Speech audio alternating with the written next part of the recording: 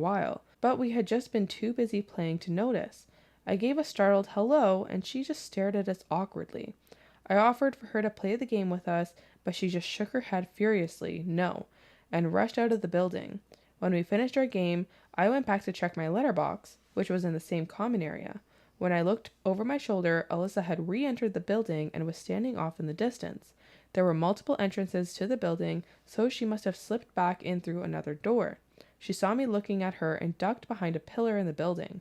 My boyfriend headed towards the door, and I noticed she popped out from behind the pillar like she was going to follow us out of the building. I paused and pulled my boyfriend's sleeve, pulling him to the side like I needed to show him something. She stopped, then saw me looking at her, and darted back out the door. I waited and watched until I made sure she was gone for good before leaving the building.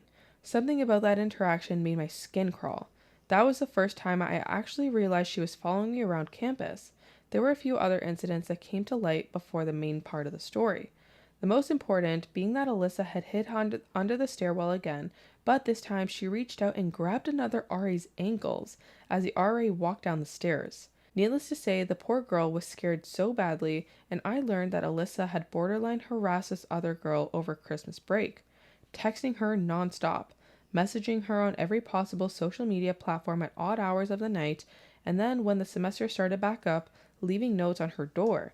These actions were reported to the dorm supervisor, who then had to sternly talk to Alyssa and tell her no longer to contact this other girl.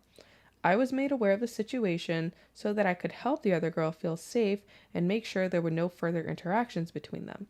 Alyssa was directed to bring any concerns or needs to me. She began smiling at me, responding good morning back to me, and her demeanor towards me was overall much more friendly. I thought maybe my kindness had finally made a breakthrough and that perhaps she was just in need of a friend. She started waiting for me in the building lobby whenever I had a shift, and we would have an awkward conversation where we exchanged pleasantries. Nothing ever beyond that. Then our midterm white glove came. This happens twice a semester and consists of the RAs doing a thorough room inspection to make sure everything was clean and that there were no damages. This white glove just happened to fall on the night before April 1st, the eve before April Fool's Day. That night, all the girls were sent to the lobby to chill out while the RAs did their inspection.